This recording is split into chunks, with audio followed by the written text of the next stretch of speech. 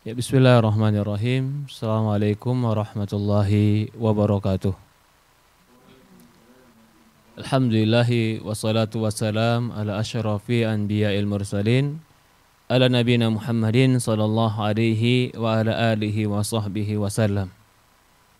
Teman-teman yang dimuliakan dan dirahmati Allah Subhanahu wa taala, Bapak dan Ibu, ikhwan dan akhwat yang dimuliakan dan dirahmati Allah Subhanahu wa taala, ini sebuah kehormatan bagi saya pribadi bisa hadir di tengah-tengah teman-temannya. Juga ini merupakan sebuah kebaikan. Mudah-mudahan berkumpulnya kita secara virtual ini membahas tentang perkara-perkara agama kita menjadi catatan amal soleh di sisi Allah Subhanahu wa taala, terutama di bulan Ramadan ini. Mudah-mudahan di bulan Ramadan ini Allah lipat gandakan kita, pahala kita, juga Allah jadikan ilmu kita jadi ilmu yang bermanfaat. Karena Rasulullah SAW berdoa dalam hadis atau dalam sebuah doanya, Allahumma inni as'aluka ilman nafi'an. Ya Allah, aku memohon kepadamu ilmu yang bermanfaat. Teman-teman yang dimuliakan dan dirahmati Allah Subhanahu wa taala, pertemuan kita hari ini meraih barokah dan kemenangan di bulan Ramadan. Masya Allah. Iya. Kalau kita berbicara tentang barokah dan kemenangan, bagaimana agar kita mendapatkan itu? Tentu kita harus tahu dulu apa yang dimaksud dengan kemenangan dan barokah.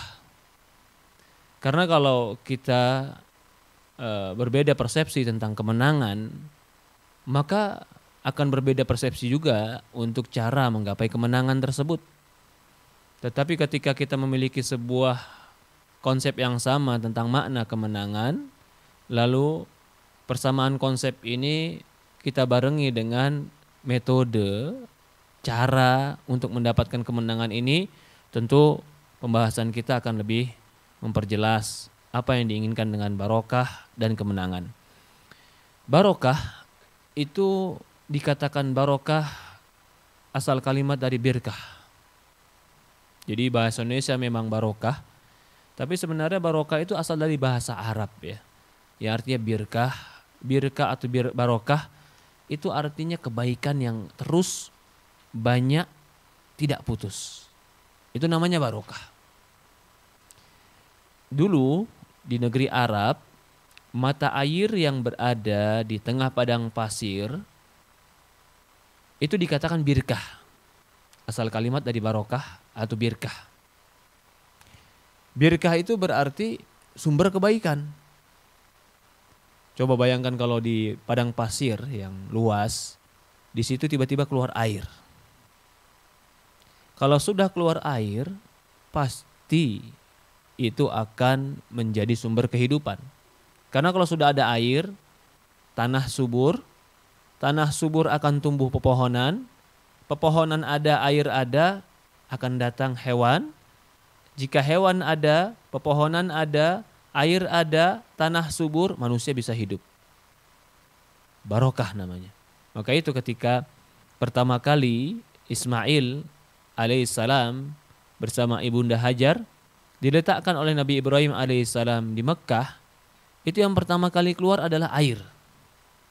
Mata air Zam-Zam ini, Zam-Zam dikatakan terus dan terus ya bertambah, itu birkah namanya. Secara bahasa pun dikatakan birkah, mata air. Karena dengan keluarnya mata air ini kehidupan menjadi baik. Maka di situ ketika keluar mata air, akhirnya tanah menjadi subur, ibunda Hajar bisa menanam, ada minuman, tinggal di samping Zam-Zam. Sampai sebuah kisah, orang-orang negeri Arab ketika itu di dalam padang pasirnya nggak tahu ada kota Mekah. Yang mereka lihat itu ada burung-burung terbang di atas awan dan berputar-putar burung tersebut. Dan mereka meyakini jika burung terbang di atas awan dan terus berputar berarti di bawah burung itu ada sesuatu yang menjadi target dia. Ketika dilihat burung-burung ini bukan burung-burung pemakan hewan. Jika burung itu terbang lalu di bawahnya ada target tapi burung itu pemakan bangkai, mungkin di bawahnya bangkai. Tapi ketika mereka lihat burung-burung ini bukan pemakan bangkai, burung-burung yang pemakan biji-bijian. Maka orang Arab ketika itu berusaha mendekat kepada burung-burung yang sedang terbang di atas air Zam-Zam itu. Ternyata betul Ketika mereka mendekat, mereka dapatkan di bawah burung tersebut ada air Zam-Zam. Ini kisah sebenarnya kenapa Nabi Ismail bertemu dengan orang-orang Arab dikarenakan Zam-Zam. Apa hubungan dengan pembahasan kita? Kembali lagi pada pembahasan kita, hubungannya adalah Zam-Zam itu dikatakan berkah, birkah. Karena sumber kebaikan dan banyak kebaikan yang tidak terputus darinya. Adapun Ramadan, jelas Ramadan ini kebaikan. Sumber kebaikan dan segala kebaikan ada pada Ramadan. Dan poin kedua yang kita pahami, ya, sesuatu itu menjadi baik dan menjadi sumber kebaikan karena ada Allah yang menjadikan dia baik. Kalau Allah sudah menjadikan dia baik, dengan sebab itu dia akan menjadi baik. Air, mata air, sebab yang Allah jadikan dengan dia segala sesuatu hidup. Maka air dikatakan berkah, tapi yang menjadikan dia berkah adalah Allah. Dari ini pula poin yang kedua yang ingin saya tegaskan dari berkah adalah kebaikan itu tabarakallah, itu berkah itu hanya Allah yang punya. Maka kalau kita lihat di surat Al-Mulk, tabarakalladzi biyadihil mulku. Tabarok, keberkahan itu di tangan dia yang memiliki kerajaan. Maksudnya adalah Allah. Ketika Allah jadikan sesuatu itu berkah, memiliki banyak kebaikan, maka dia menjadi berkah. Tapi tidak akan mungkin sesuatu itu menjadi berkah kalau dia tidak diberikan berkah oleh Allah. Pahami ini? Kita masih memahami makna berkah. Berarti tabarok yang memiliki sifat tabarok, memberikan keberkahan, pemilik keberkahan, itu biyadihil mulk, yang di tangannya saja kerajaan, yaitu Allah. Maka enggak ada orang, manusia dan makhluk yang bisa memberkahi. Saya berkahi kamu, enggak bisa. Yang memberkahi adalah Allah, maka bahasanya bukan saya berkahi kamu, semoga Allah memberkahi kamu, bukan saya berkahi kamu. Karena berkah hanya milik Allah. Sumber segala kebaikan hanya milik Allah. Contoh, Ramadan. Kenapa Ramadan kita katakan berkah? Sumber segala kebaikan. Kebaikan apa yang ada pada dalam Ramadan? Dan mengapa Ramadan dikatakan berkah? Ramadan dikatakan berkah karena waktunya singkat, tetapi kebaikannya terus menerus tidak akan pernah berhenti. Bukankah ini berkah? Kita punya 12 bulan dalam setahun. Tapi 1 bulan ini punya kebaikan yang berbeda. Bertemunya saja mengampuni dosa. Puasa di siang hari menggugurkan dosa. Salat di malam hari menggugurkan dosa. Siang harinya pahala mengalir, doa mustajab. Ketika berbuka, doa pun mustajab. Artinya, di waktu 24 jam ada kesempatan kebaikan yang berlipat. Nggak seperti biasanya.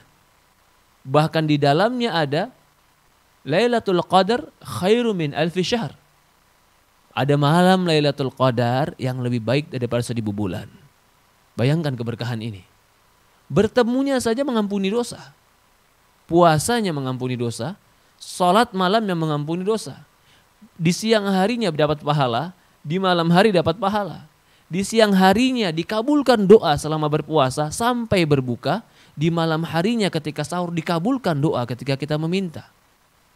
Di malam harinya di setiap malam Allah bebaskan hamba-hamba dari neraka. Allah tebar kebaikan, dilipat gandakan. Allah tebar ampunan, akan digugurkan dosa. Kapan itu? 30 hari, 30 kesempatan dalam sebulan. Malam, hari yang penuh dengan kebaikan. Jadi siang ada kebaikan, malam ada kebaikan, sahur ada kebaikan, buka ada kebaikan, tidur ada kebaikan. Bahkan di setiap saat ada kebaikan. Maka bagi mereka yang tidak mendapatkan kebaikan Ramadan, mereka adalah orang yang rugi. Mengapa mereka bisa nggak mendapatkan kebaikan Ramadan? Bertemunya saja menggugurkan dosa. Berbuka puasanya dapat pahala, sahurnya dapat pahala, hausnya dapat pahala. Dahaga dapat pahala, lapar dapat pahala, sholatnya dapat pahala. Ya subhanallah, di setiap kesempatan keberkahan untuk kita. Karena Allah tahu kita ini lemah, kita ini tenaga terbatas, kita ini terkadang jatuh dalam maksiat. Maka Allah siapkan satu waktu ini agar kita mendekat diri kepada Allah. Maka sangat dikhawatirkan jika ada orang di bulan Ramadan tidak tersentuh dan bergerak untuk berbuat baik. Kita khawatir di bulan-bulan yang lain sangat sulit bagi dia berbuat baik. Kenapa? Karena di Ramadan yang begitu dilipat gandakan kebaikan, dimudahkan kebaikan, seton-seton dibelenggu, manusia semua berbuat baik, kesempatan kejelekan ditutup, neraka pintunya ditutup, dia pun diberikan kesempatan untuk taubat sama Allah. Ketika bulan ini saja yang penuh dengan kebaikan dan kesempatan baik, dia nggak berubah. Bagaimana lagi nanti di luar Ramadan? Yang kesempatan itu hilang, yang manusia sudah sibuk dengan diri masing-masing, yang suasana sudah berubah, yang keutamaan sudah berubah. Maka sangat khawatir jika ada orang yang di Ramadan yang tidak bergerak dalam kebaikan, bahkan tidak peduli dalam kebaikan, bahkan tidak beramal dalam kebaikan, kita khawatir Allah tutup hatinya di bulan-bulan yang lain. Tidak bergerak sama sekali hatinya untuk mengingat Allah Subhanahu wa taala. Keberkahan itu terkadang ada pada tempat. Keberkahan terkadang ada pada benda. Keberkahan itu kadang ada pada waktu. Keberkahan itu Allah yang memberikannya. Keberkahan kepada tempat jelas. Mekah, Madinah, Palestina, Masjidil Aqsa, Arafah, tempat-tempat yang barokah. Tetapi belum tentu semua orang bisa pergi ke tempat itu. Seandainya dia punya kemampuan secara finansial pergi ke sana, belum tentu dia punya kemampuan secara fisikis untuk pergi ke sana. Ini berarti tempat yang barokah yang terbatas hanya orang yang mampu. Ada juga benda yang barokah. Atau sebelumnya ada juga waktu yang barokah. Adapun waktu yang barokah itu adalah waktu-waktu yang Allah lipat gandakan kebaikan. Dan barokah yang kedua ini, waktu yang barokah ini, tidak ada satupun manusia pasti dia akan melalui waktu itu. Maka tidak ada satu manusia pun pasti akan mengalami waktu tersebut. Kalau barokahnya Arafah, barokahnya Ka'bah, barokahnya Hajar Aswad, barokahnya Masjid Nabawi, itu hanya orang yang mampu secara finansial untuk pergi ke sana. Secara fisikis untuk pergi ke sana. Tapi barokah waktu. Orang yang sakit bisa, orang yang miskin bisa, orang terbaring bisa, orang tua bisa, orang muda bisa, orang di penjuru dunia manapun bisa. Karena waktu semua orang akan melaluinya. Itulah Ramadan. Ramadan semua kita mendapatinya. Semua kita punya kesempatan mengambil barokah dan memanfaatkan barokah di Ramadan ini. Cuman pertanyaannya, waktu yang berlalu ini apakah kita manfaatkan untuk yang berkah atau bahkan kita sia-siakan? Jadi kalau orang tanya, Ustadz apakah semua orang dapat barokah Ramadan? Jawabannya iya. Karena Ramadan itu waktu. Seperti sholat itu waktu, zuhur itu waktu, asar itu waktu, maghrib itu waktu. Semua orang pasti melalui waktu itu selama dia hidup. Cuman masalahnya ketika waktu itu berlalu dan dia berada pada waktu tersebut, apa yang dia lakukan? Dia sholatkah? Atau dia malah tidur? Dia taatkah? Atau dia maksiat? Sama seperti Ramadan dan Lailatul Qadar. Itu adalah waktu. Waktu yang Allah berikan kepada kita untuk barokah. Kita pasti lewat. Kita pasti punya kesempatan. Cuman masalahnya, apa yang kita lakukan ketika waktu yang barokah ini datang dan ada? Kita cuek, kita acuh, kita gak peduli, atau kita maksiat, atau bahkan kita berubah walaupun hanya sebentar. Saya berubah Ustadz, mumpung waktu ya barokah.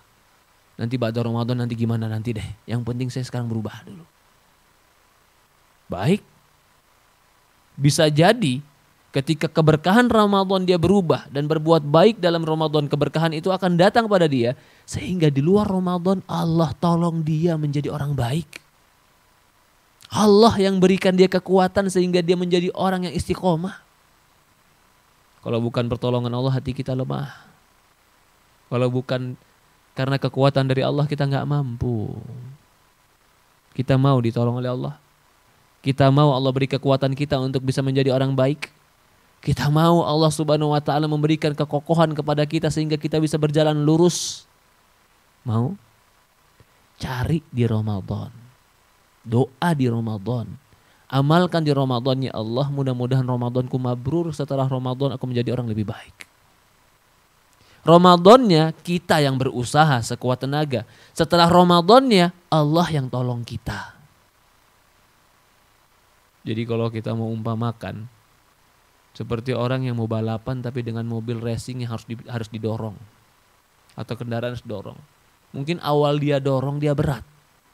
Tapi begitu sudah hidup ini mesin, dia lepas, itu kendaraan akan melesat dengan cepat.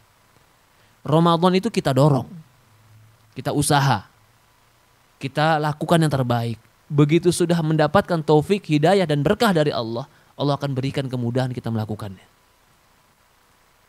Yang sulit jadi mudah, yang jauh jadi dekat, yang sempit jadi luas, yang berat jadi ringan, yang gak mungkin jadi mungkin. Kalau dapatkan barokah Ramadan. Maka itu dikatakan di Ramadan, inna anzalnahu fi lailatul qadar. Wa ma adraka ma lailatul qadar. Perhatikan ini. Sesungguhnya kami menurunkan dia pada malam Lailatul Qadar. Tahukah kamu apa malam Lailatul Qadar? Allah tanya. Lailatul Qadar khairu min alfi syahr. Lailatul Qadar lebih baik daripada 1000 bulan. Oke. Tahu kamu? Iya. Malam itu lebih baik dari 1000 bulan. Kata para ulama, ketika Allah menyebutkan wa ma adraka ma, apa yang kamu tahu? Al-Qari'ah, mal Qari'ah, wa ma adraka mal Qari'ah, Al-Haqqah, mal Haqqah, wa ma adraka mal Haqqah. Kalimat-kalimat seperti ini, wa ma adraka, apa yang kau tahu tentang kiamat? Apa yang kau tahu tentang Lailatul Qadar? Apa yang kau tahu tentang Qari'ah? Kata para ulama, konteks atau sighah atau bahasa seperti ini ingin menunjukkan pengagungan. Yang kau tahu itu tidak seperti apa yang terjadi sebenarnya. Artinya, apa yang kau tahu itu hanya sebagian. Wa ma adraka ma Lailatul Qadar. Apa yang kau tahu tentang Lailatul Qadar itu hanya sebagian. Lailatul Qadar lebih agung, lebih besar, lebih mulia daripada yang kau tahu. Bagaimana tidak? Orang ibadah pada malam itu, dia bagaikan ibadah 83 tahun. 83 tahun dia ibadah. Kalau dia malam itu sholat 11 rakaat, dia bagaikan 83 tahun sholat 11 rakaat.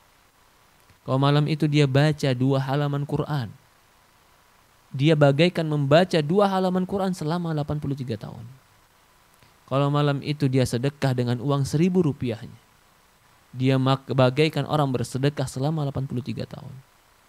Kalau malam itu dia i'tikaf, berdiam diri kepada Allah, maka dia dihitung bagaikan orang berdiam diri dan i'tikaf kepada Allah selama 83 tahun. Dan kita tidak akan pernah mampu 83 tahun i'tikaf kecuali karena Allah Subhanahu wa taala yang memberikan lipat ganda pahala ini untuk kita. Inilah yang dikatakan barokah.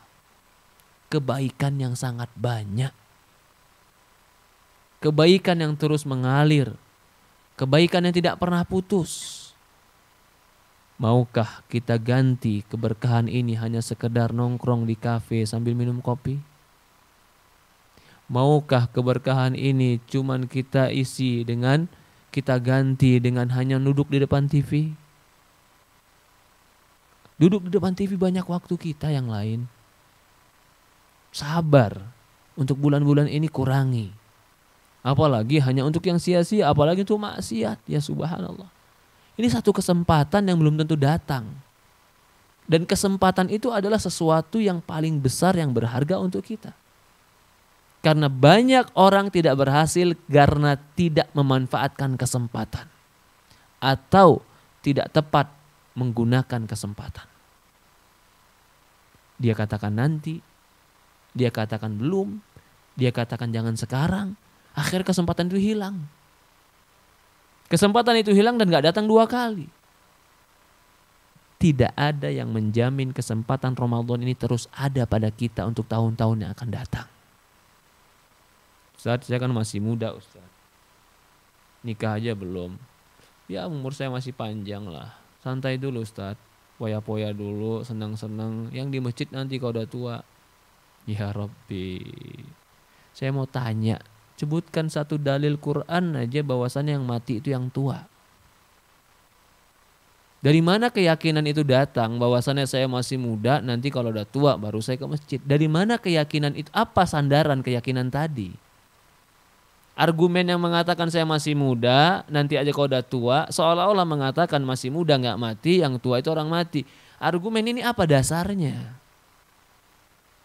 Dari mana dia berpendapat seperti itu? Bukankah ini tipuan syaitan agar kita lalai dari Allah?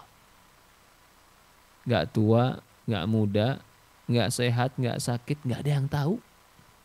Tapi yang jelas, innal insana lafi khusrin. Sesungguhnya manusia di dalam kerugian. Demi apa depannya Allah mengatakan? Wal asri, demi kesempatan. Demi masa orang bilang. Ini bisa kita artikan demi kesempatan, demi waktu. Wal asri, demi kesempatan ini. Innal insana lafi khusrin. Sesungguhnya manusia di dalam kerugian. Allah nggak mengatakan di atas kerugian, tapi Allah katakan di dalam kerugian. Kenapa di dalam tidak di atas, Ustaz? Lafi, fi itu dalam bahasa Arab berarti di dalam. Kalau ala dalam bahasa Arab berarti di atas. Dan Allah katakan manusia yang tidak memanfaatkan kesempatan lafi khusrin, di dalam kerugian. Di dalam kerugian artinya dia diliputi dengan kerugian, itu namanya di dalam. Berbeda orang di atas, bawahnya saja yang rugi. Dia di atas kerugian. Berarti kerugian di bawahnya dan dia di atasnya. Di atasnya dia lagi belum tentu rugi karena kerugian di bawahnya. Tapi Allah nggak bilang itu. Allah mengatakan lafi, di dalam. Berarti engkau diliputi kerugian. Atasmu kerugian, bawahmu kerugian, di sampingmu kerugian, di depanmu kerugian, di belakangmu kerugian. Engkau diliputi kerugian. Karena tidak memanfaatkan waktu untuk ibadah. Illal ladzina amanu wa amilus shalihat. Kecuali mereka yang beriman dan beramal soleh. Allah kecualikan di sini. Manusia dalam kerugian, demi masa manusia dalam kerugian, kecuali mereka yang beriman dan beramal soleh. Jadi selama mereka tidak beriman dan tidak beramal soleh, sesukses apapun dia, maka dia dikatakan rugi. Ini poin yang kedua. Kita masih dalam bahasan berkah dan kemenangan. Menang itu berarti sukses. Menang itu berarti tidak rugi. Siapa itu? Illal ladzina amanu wa amilus shalihat. Kecuali yang beriman dan beramal saleh. Ini definisi kemenangan dan definisi kesuksesan. Wa may yuti'illahi wa rasulahu faqad faza fawzan 'azima. Barang siapa yang mentaati Allah dan Rasulnya, dia telah menang dengan kemenangan yang benar. Nah, orang yang berpuasa pun selain dia mendapatkan keberkahan, dia mendapatkan kemenangan. Kemenangan versi apa? Karena orang menang versinya macam-macam. Ada menang versi kaya-kayaan. Siapa yang paling kaya dia paling menang, walaupun hasil nipu, hasil bohong, hasil nggak benar. Ada orang menganggap kemenangan itu dengan hanya sekedar prestasi, prestasinya baik, luar biasa, dia dapat nilai-nilai yang cum laude, dianggap dia menang, padahal dia nggak sholat, muamalahnya atau pergaulannya jelek, belum tentu dia menang. Allah katakan illal ladzina amanu wa amilus shalihat.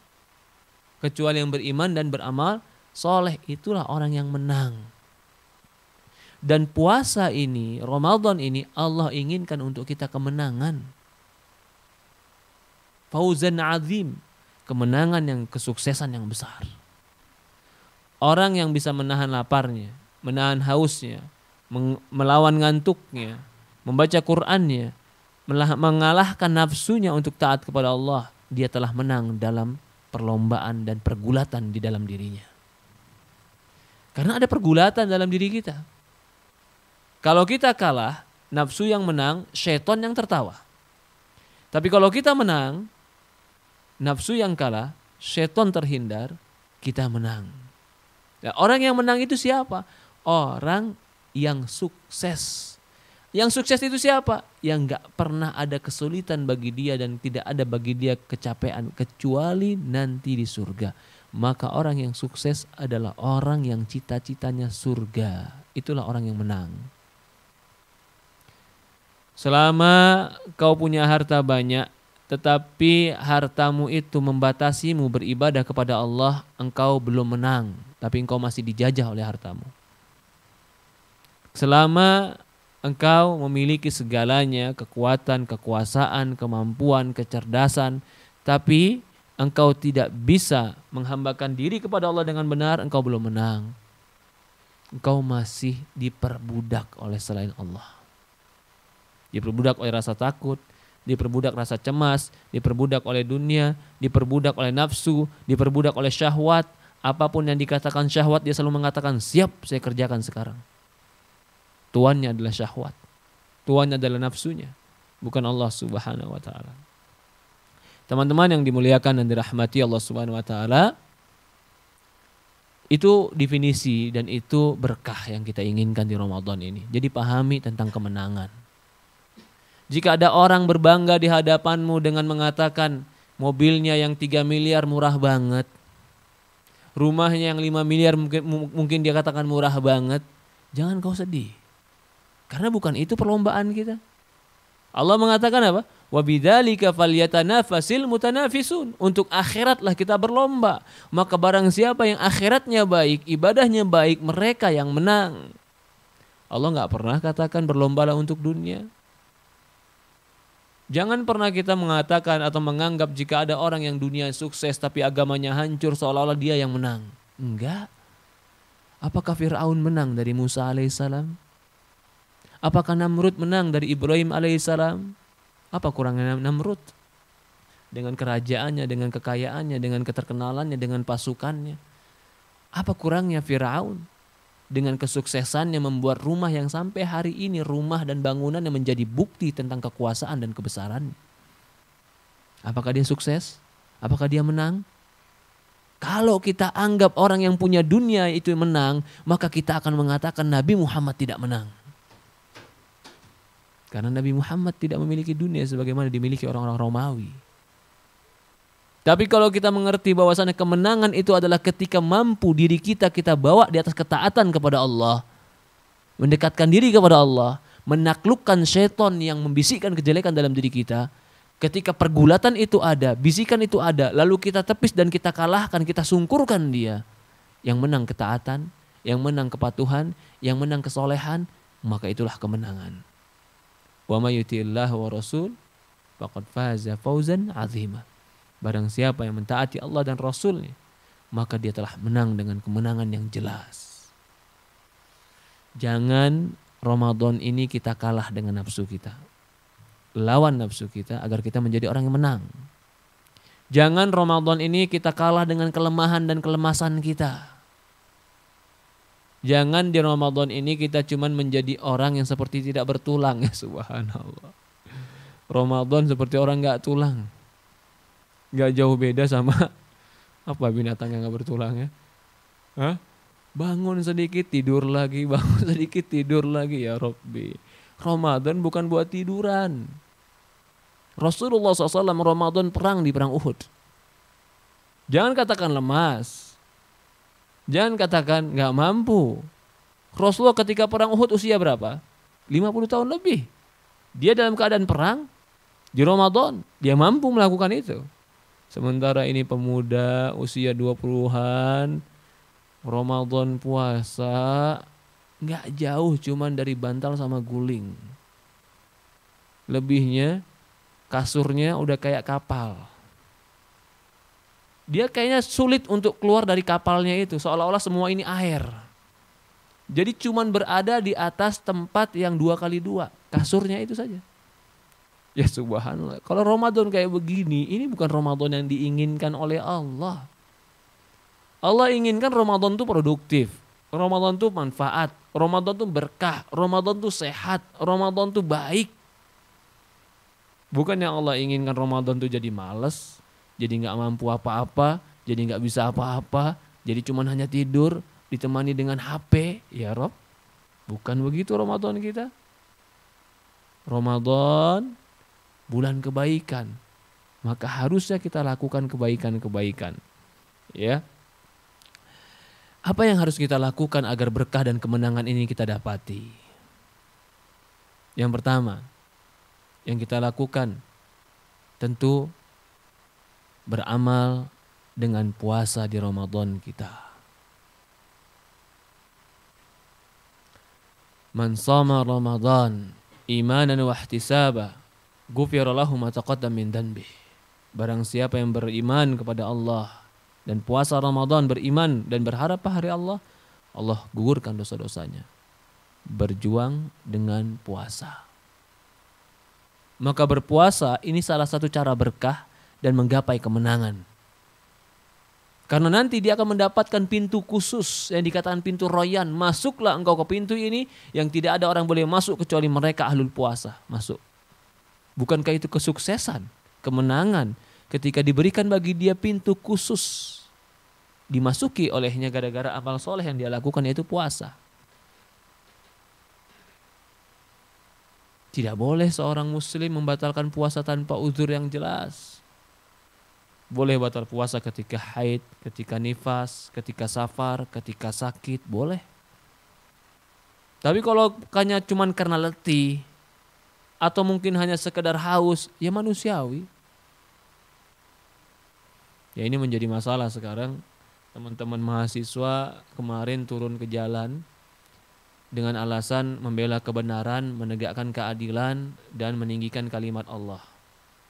Begitu teriak Allahu Akbar sambil puasa, udah turun dari podium, akhirnya dia minum air putih. Subhanallah, kita bilang katanya menegakkan kebenaran, katanya meninggikan kalimat Allah, katanya ingin membela Islam. Tapi puasa aja enggak. Ya subhanallah, gimana mau bela Islam? Gimana mau jadi orang yang benar? Menguasai diri sendiri aja belum bisa. Bagaimana mau menguasai orang lain? Mau menjadi pemimpin? Memimpin dirinya sendiri nggak bisa. Lalu berharap menjadi pemimpin orang lain. Kau pimpin dirimu sehingga kau tidak melakukan sesuatu yang salah, baru kau bisa jadi pemimpin. Ketika kau tidak bisa memimpin dirimu sendiri, bagaimana kau menjadi pemimpin? Puasa itu harus, wajib, kutiba alaikumusiyam kama kutiba 'alal ladzina min qablikum la'allakum tattaqun. Diwajibkan bagi kalian berpuasa sebagaimana diwajibkan bagi orang-orang sebelum kalian agar kalian bertakwa. Dan puasa itu bukan hanya lapar dan haus. Dengar ini. Lah kalau puasa cuma lapar dan haus, anak kecil juga bisa. Anak kecil yang usia 7 tahun, 6 tahun diajarin gak makan dari subuh sampai maghrib, diajarin gak minum dari subuh sampai maghrib, bisa. Apakah orang dewasa yang berakal, yang mengerti tentang agama dan Tuhannya, puasanya sama seperti puasa anak kecil? Yang cuman makan, tahan makan dan tahan minum. Lebihnya dia tidur dan bermain. Kalau ada orang dewasa yang puasanya sama seperti puasa anak yang baru belajar, berarti dia baru masih level yang paling rendah dalam puasa.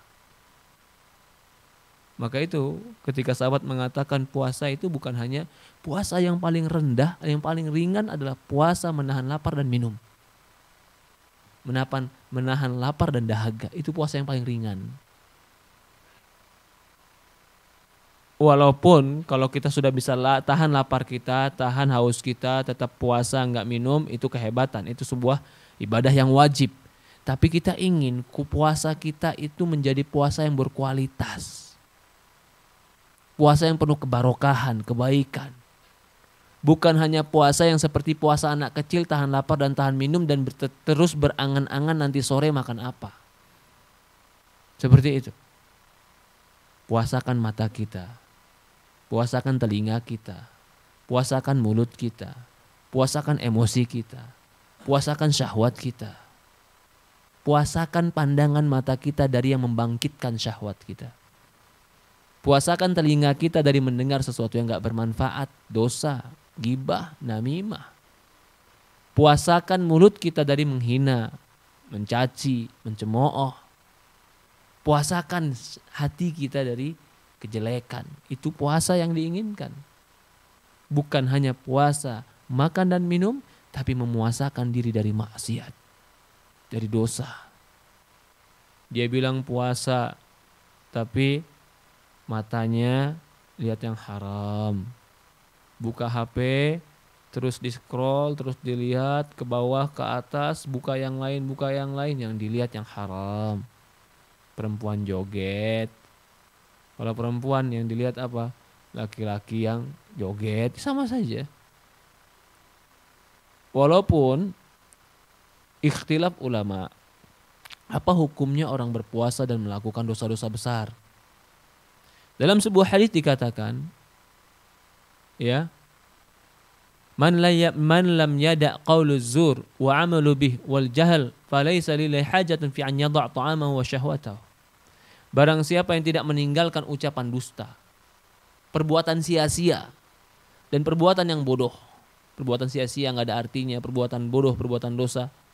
Walaysa lillahi hajah. Allah nggak butuh fi an yada' ta'amahu wa syahwatahu. Ketika dia meninggalkan makan dan minumnya. Allah nggak butuh meninggalkan makan dan minumnya. Kenapa? Karena ternyata ucapannya, perbuatannya, tingkah lakunya nggak berubah. Padahal yang Allah inginkan la'allakum tattaqun, agar kalian bertakwa. Maka itu sebagian ulama mengatakan barang siapa yang berpuasa dan melakukan dosa besar, puasanya batal. Tapi sebagian mengatakan tidak. Barang siapa yang berpuasa lalu melakukan dosa, baik itu pandangannya, baik itu lisannya, baik itu telinganya, mengurangi nilai kesempurnaan pahala. Bisa jadi dia telah menunaikan kewajiban tapi tidak dapat apa-apa dari kewajiban itu. Ini dua pendapat yang berbeda. Kalau dikatakan batal berarti seolah-olah dia nggak pernah puasa dan tidak tergugurkan kewajiban itu bagi dia. Kalau dikatakan tidak batal tetapi nggak dapat pahala, artinya kewajiban itu telah gugur dari dia tapi nggak ada apa-apa yang dia dapatkan.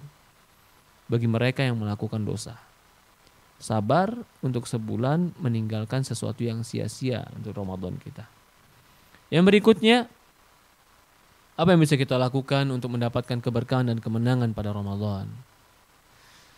Jangan malas sholat tarawih. Kalau sholat wajib pasti. Kita nggak perlu lagi menegaskan bahwa pentingnya sholat wajib. Karena itu baik Ramadan atau bukan Ramadan, wajib bagi kita sholat wajib. Tapi yang kita ingin tegaskan di sini adalah yang suatu ditambah di Ramadan, yang sesuai dengan baginda Rasulullah SAW adalah sholat tarawih. Rasulullah SAW bersabda, man qama Ramadan imanan wa ihtisaba, ghufira lahu ma taqaddama min dhanbi. Kata Rasulullah SAW, barang siapa yang sholat di bulan Ramadan beriman kepada Allah dan berharap pahala Allah, Allah gugurkan dosa-dosa yang telah lalu. Dalam sebuah riwayat, man shalla ma'al imami hatta yansarif. Barang siapa yang sholat bersama imam sampai bubar imamnya, maka dia bagaikan sholat satu malam suntuk. Sampai imam dari awal sampai bubar imamnya dia ikut, dia bagaikan sholat satu malam suntuk. Sholat yang wajib itu wajib bagi kita jelas. Tapi sholat sunnah, tarawih itu ditekankan bagi mereka yang berpuasa di bulan Ramadan. Malamnya dengan tarawih, siangnya dengan berpuasa. Di antara amalan juga di bulan Ramadan adalah memperbanyak baca Al-Quran agar kita mendapatkan keberkahan dan kebaikan bulan Ramadan. Syahr Ramadan alladzi unzila fihil Quran. Bulan Ramadan, bulan yang di dalamnya diturunkan Al-Quran. Jadi Rasulullah SAW saja di setiap Ramadan membaca Quran minimal 1 kali kepada Jibril alaihissalam. Kecuali di akhir hayatnya. Rasulullah SAW melakukan 2 kali khatam Al-Quran. Fa innal Qur'an ya'ti yaumal qiyamah syafi'an li ashabi. Kata Rasulullah SAW, sesungguhnya Quran nanti datang di hari kiamat, pembela, pemberi syafaat bagi orang yang ya ashabi, bagi teman-temannya. Teman-teman yang dimuliakan dan dirahmati Allah Subhanahu wa taala, kemenangan itu ketika kita dapat menaklukkan kemalasan kita. Kemenangan itu ketika kita dapat beribadah kepada Allah sesuai dengan yang Allah perintahkan dan Rasul ajarkan. Kemenangan itu adalah ketika orang sukses di akhiratnya. Itulah orang yang menang. Maka orang yang di Ramadan jangan lupa puasanya. Tadi sudah kita katakan. Yang kemudian sholatnya. Yang kemudian baca Qur'annya. Yang keempat, agar mendapatkan barokah di bulan Ramadan, ya, di antaranya adalah i'tikaf di akhir 10 terakhir Ramadan. Ini pun kebaikan. Barang siapa yang mampu i'tikaf di akhir 10 Ramadan, Rasulullah SAW hampir tidak pernah meninggalkan i'tikaf di bulan Ramadan. Atau umrah. Umrah di bulan Ramadan itu keutamaannya besar. Rasulullah SAW mengatakan al-umrah. Ketika Rasul mengatakan kepada seorang wanita, i'tamiri, umrahlah engkau di Ramadan, di bulan Ramadan ini. Karena umrah di bulan Ramadan seperti haji ma'i, seperti orang yang haji bersamaku. Umrah di bulan Ramadan juga melipat gandakan pahala kita di sisi Allah Subhanahu wa taala. Teman-teman yang dimuliakan dan dirahmati Allah Subhanahu wa taala, banyak sekali amalan-amalan yang sebenarnya bisa kita persiapkan untuk mendapatkan keberkahan di bulan Ramadan. Bahkan mendapatkan kebaikan di bulan Ramadan. Ya. Dan amalan-amalan itu tentu beraneka ragam. Yang pasti, hati-hati di Ramadan dengan majelis-majelis yang tidak bermanfaat. Majelis yang cuma cerita-cerita, majelis yang menghabiskan waktu, majelis yang hanya tidak ada sisi positif kecuali hanya ngobrol-ngobrol, ketawa.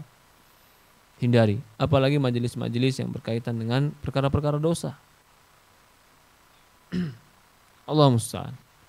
Mungkin ini saja yang saya sampaikan ya. Mungkin ada pertanyaan sekitar 15 menit. Tafadhol, silahkan. Baik, jazakallah Ustaz atas jelasannya, materinya. Pada para jamaah, kembali dipersilakan untuk tanya jawab ini. Kalau yang ingin bertanya langsung, silakan untuk raise hand. Jika ada yang ingin chat, bisa melalui kolom chat. Namun sebelumnya, sambil menunggu ini, kayaknya belum ada yang raise hand maupun chat. Saya akan bacakan. Kebetulan ada yang bertanya melalui. Oh iya, ini kalau ini bukan resen ini ya, Bu Purwati ini resen atau Ibu Purwati? Ya bagus. Nah, mau bertanya ya. Baik, silakan ya. Ibu, langsung Bu. Ya terima kasih. Assalamualaikum warahmatullahi wabarakatuh.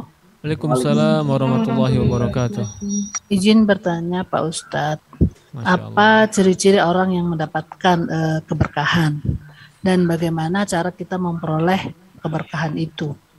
Itu saja Pak Ustadz, terima kasih. Assalamualaikum warahmatullahi wabarakatuh. Apa janji Allah kepada mereka yang mendapatkan keberkahan Ramadan? Kalau kita mau kumpulkan janji-janjinya di dunia dan di akhirat, tidak akan pernah terputus kebaikan itu. Di dunia Allah mencintai dia.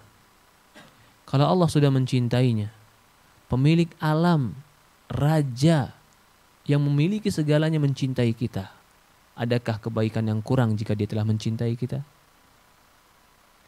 Kita kadang-kadang bangga dicintai oleh sultan, atau bangga dicintai oleh orang kaya, seolah-olah hidupnya sudah terjamin dengan kebahagiaan. Nah, bagaimana lagi dengan orang-orang yang diberkahi di Ramadan ya, sehingga Allah mencintai dia? Allah yang akan menjamin hidupnya, Allah yang akan memberikan kebaikan dia dunia dan akhirat. Dunia akhirat punya Allah. Allah akan berikan itu kepada dia. Allah akan berikan itu kepada dia. Masya Allah. Lalu bagaimana menggapainya? Kita katakan tadi termasuk diantaranya puasa, sholat malam, baca Quran, umroh, bila perlu sedekah, memperbanyak amal soleh. Itu berkahnya. Karena amal soleh itu berkah. Dan Rasulullah SAW pun iktikaf, berdiam diri di masjid 10 hari untuk mencari keberkahan dan kebaikan itu. Sehingga setelah keluar Ramadan, keberkahan dan kebaikan Ramadan terpancar dalam hidupnya. Jadi kalau ditanya apa janjinya, maka apapun yang kita inginkan ketika Allah telah mencintai kita, nggak akan pernah ada yang kurang. Belum lagi kita katakan tadi ada pintu khusus surga bagi mereka yang berpuasa. Belum lagi Rasulullah SAW mengatakan dalam sebuah hadis, kata Rasulullah SAW, Allah akan ampuni mereka yang menghidupkan Ramadannya dengan keberkahan dan kebaikan. Jadi kalau dikatakan apa janjinya, terlalu banyak, dan itu adalah semuanya kebaikan. Kita mau dapat dunia, Allah kasih dunia, karena dunia milik Allah. Kita mau dapat akhirat, Allah punya juga akhirat. Lah kalau Allah, bagaimana caranya supaya Allah berikan itu pada kita? Jadilah orang yang dicintai Allah. Bagaimana supaya Allah mencintai kita? Itulah keberkahan di Ramadan. Beramal saleh agar Allah mencintai kita. Allahu alam, mungkin pertanyaannya, terima kasih atas pertanyaannya, itu yang saya pahami dari pertanyaan. Jazakillah khair Ibu. Terima kasih banyak atas pertanyaannya. Allah musta'an. Ya mungkin ada yang lain pertanyaannya, silahkan. Terima kasih Ibu Purwati. Pada Ustaz terima kasih. Sudah terjawab mungkin Bu ya? Pertanyaan dari Ibu Purwati tadi. Selanjutnya. Satu lagi Pak, ciri-cirinya orang yang mendapat keberkahan itu apa? Nah, satu lagi Pak Ustadz tadi, ciri-cirinya mungkin belum disampaikan. Ciri-ciri orang mendapat keberkahan adalah pertama, dia menjadi lebih bertakwa. Apa itu bertakwa Ustadz? Lebih baik ibadahnya, lebih baik akhlaknya, lebih baik perangainya, lebih baik sholatnya. Karena kan Allah katakan la'allakum tattaqun, agar kalian bertakwa.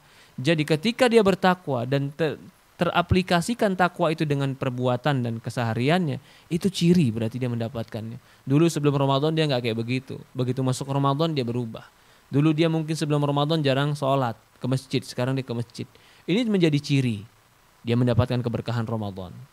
Ya, jadi keberkahan di sini adalah keberkahan di dalam amal soleh dan kebaikan kita dunia dan akhirat. Maka itu orang katakan, sebagian mengatakan di antara keberkahan Ramadan adalah mabrur, menjadi orang yang lebih baik setelah Ramadan, menjadi orang yang lebih mendekatkan diri kepada Allah setelah Ramadannya. Itu salah satu cirinya. Allah musta'an. Ya. Baik, terima kasih Pak Ustadz. Terima kasih banyak Pak Bu.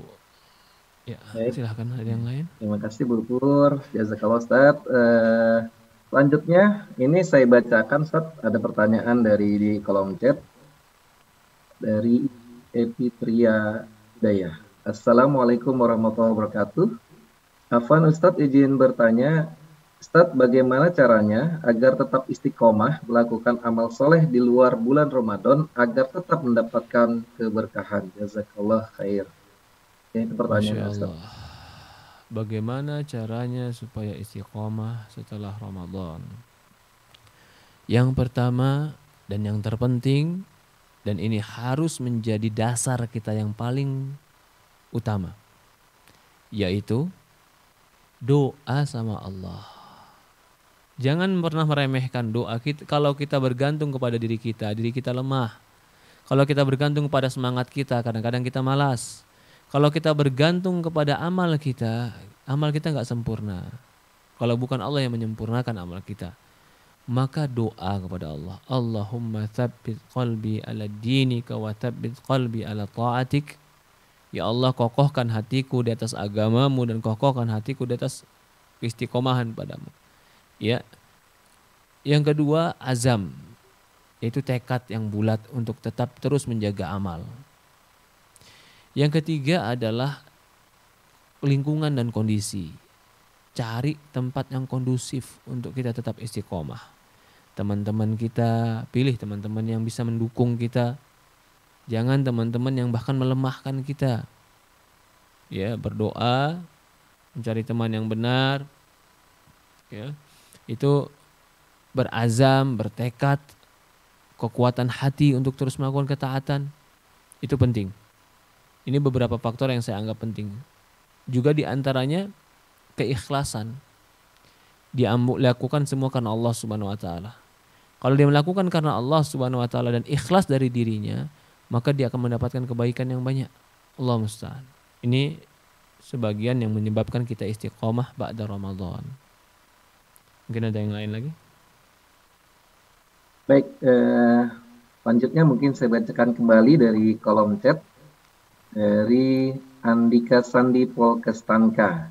Assalamualaikum Ustadz, semoga kita semua meninggal dalam keadaan meraih ridha Allah Azza wa Jalla. Amin. Mau bertanya Ustadz, bagaimana kalau itikaf hanya malam saja ketika 10 hari terakhir Ramadan?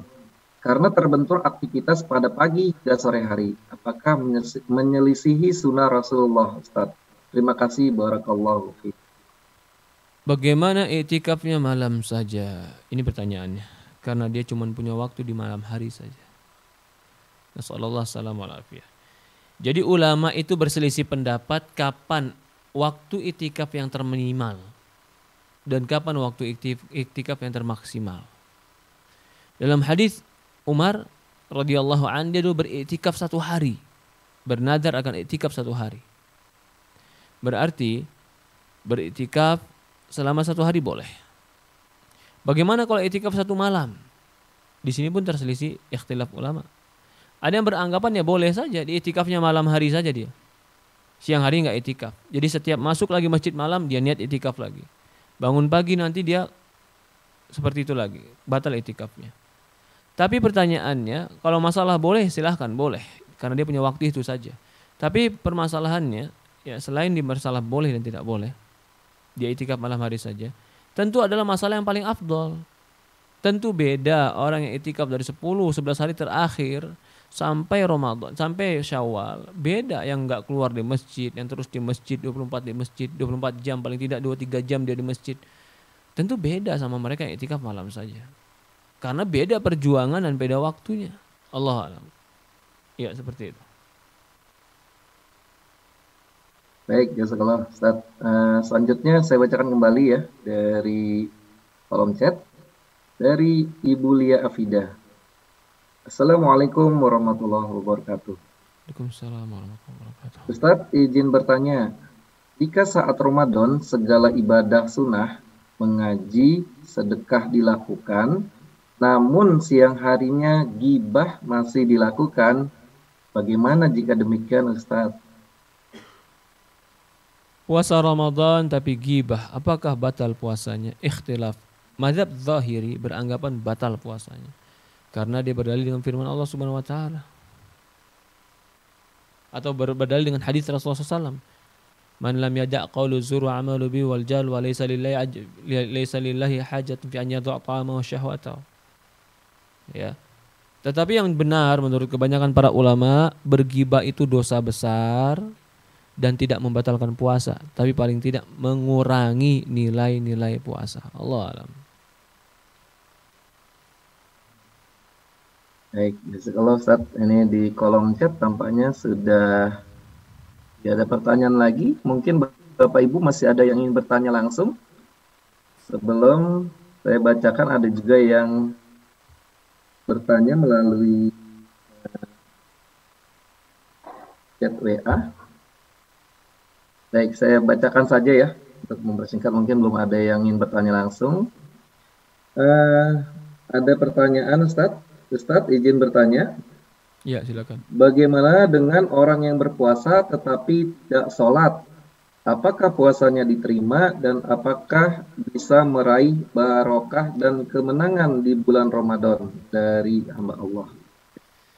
Puasa tidak sholat ini bahaya sekali. Karena tidak sholat itu bukan hanya mengancam puasa kita, tapi tidak sholat itu bisa mengancam keislaman kita. Karena sebagian ulama berpendapat orang yang tidak sholat karena malas, padahal dia mampu sholat, maka orang seperti ini, ya, sebagian berpendapat dia keluar dari Islam. Walaupun sebagian berpendapat ya dia belum keluar dari Islam. Tapi dari akar masalahnya kalau begitu nanti terjadi ikhtilaf, dia keluar dari Islam kafir kah atau dia keluar dari Islam tidak kafir. Allahu alam. Maka orang yang tidak sholat lalu berpuasa, kita khawatir puasanya sia-sia. Karena dia mengerjakan rukun Islam yang satu tapi meninggalkan rukun Islam yang lain. Sementara rukun Islam itu bukan hanya puasa saja, bukan hanya syahadat. Rukun Islam itu ada sholat. Rasulullah mengatakan al-ahdu bainana wa bainal kufur wa syirk tarkus sholat. Perjanjian antara kami dan kufuran adalah meninggalkan sholat. Dalam sebuah riwayat dikatakan faman tarakaha faqad kafar. Barang siapa meninggalkan sholat dia telah kufur kepada Allah Subhanahu wa taala.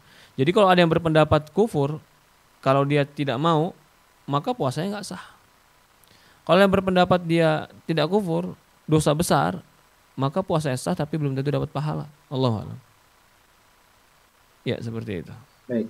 Jadi sangat bahaya orang yang tidak sholat baik di Ramadan ataupun di luar Ramadan. Masya Allah. Masih saya bacakan kembali Ustaz pertanyaan di kolom WA saya ini.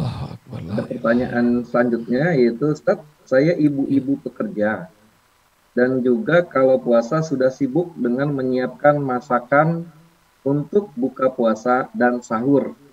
Juga bersih-bersih rumah dan mengurus anak. Sehingga waktu saya rasanya kurang untuk ibadah di Ramadan ini.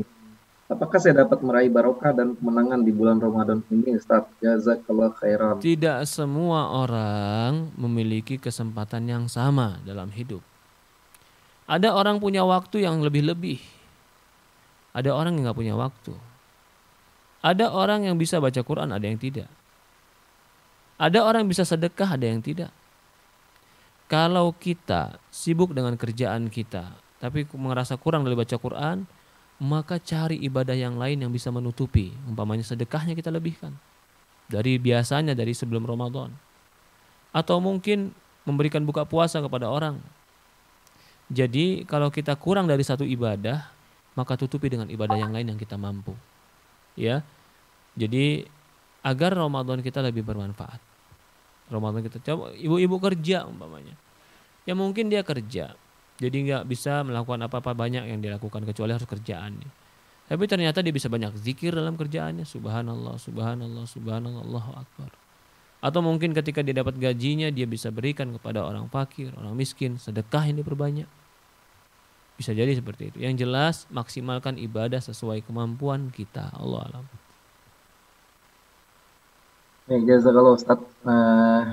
Sebenarnya masih ada satu pertanyaan lagi nih. Tapi waktu kita sudah lewat dari tanya jawab. Atau boleh satu lagi Mas, Fadol, satu lagi ya, nggak apa-apa ya Ustaz. Nah baik, boleh satu saja. Saya bacakan saja dari Ibu Yunani. Assalamualaikum warahmatullahi wabarakatuh. Ustaz izin bertanya, bolehkah minum obat pencegah haid agar puasa penuh? Dan bagaimana hukumnya Ustaz? Terima kasih, barakallahu fiik. Difatwakan oleh para ulama tentang masalah ini. Yang pertama adalah jika kau makan obat dan obat itu aman, dan kau telah konsultasi kepada dokter dan dokter pun mengatakan aman, maka boleh. Jika berbicara boleh. Karena memakan obat haid itu berarti menghentikan haid. Menghentikan haid ini berarti berkaitan dengan hormon dan kesehatan. Sementara orang yang dilarang dalam Quran adalah orang, atau dalam hadis adalah orang yang sedang haid. Nah, ketika dia makan berhenti haidnya, berarti dia tidak termasuk orang yang terlarang lagi untuk puasa. Dia boleh berpuasa. Tapi kalau berbicara afdol, mana yang lebih afdol Ustaz? Orang yang makan obat penghalang haid atau seperti manusia biasa? Maka jawabannya wanita itu sudah diciptakan haid. Maka biarkan sebagaimana mestinya. Kecuali ada kebutuhan-kebutuhan khusus yang mengharuskan dia melakukan itu. Allah alam. Kebutuhan, maaf ya, saya contohkan kebutuhan khusus seperti apa. Ya umpamanya dia haid tapi lagi di Mekah. Sementara dia ke Mekah nggak setahun sekali, nggak 3 tahun sekali, jarang-jarang. Daripada dia haid nanti nggak bisa tawaf, nggak bisa sa'i, nggak bisa ibadah sempurna, mumpung lagi di Mekah, akhirnya dia makan obat itu agar dia bisa menyempurnakan ibadahnya, sholat diperbanyak, banyak tawaf. Ya kita katakan itu diperbolehkan. Allah alam. Baik. Jazakallah khair Ustaz atas penjelasannya dan materinya, dan alhamdulillah sudah sampai pada waktu penghujung kegiatan kajian kita hari ini. Sebelum kita tutup, mungkin ada closing statement yang akan disampaikan, Ustaz? Iya, saya sampaikan kepada diri saya pribadi tentunya, saya ingatkan kepada teman-teman semuanya, Bapak dan Ibu sekalian, ayo, Ramadan belum berlalu, kita masih di tengah Ramadan. Manfaatkan Ramadan kita, gak ada yang tertinggal. Yang kemarin mungkin masih kurang, tutuplah dengan hari ke depan ini. Masih ada sekitar 15 hari lebih bagi kita, bahkan mungkin hampir 20 hari bagi kita untuk puasa Ramadan lagi. Jangan sampai Ramadan ini berlalu dan kita tidak mendapatkan apa-apa. Sabar. Walaupun hanya sekedar 15 hari kita menjadi orang baik, ayo sabarkan diri kita. Allahu a'lam. Semoga Allah berkahi kita. Semoga Allah berikan kebaikan kepada kita. Semoga Allah berkahi Ramadan kita dan Allah berkahi juga usia dan amal soleh kita. Amin amin ya rabbal alamin.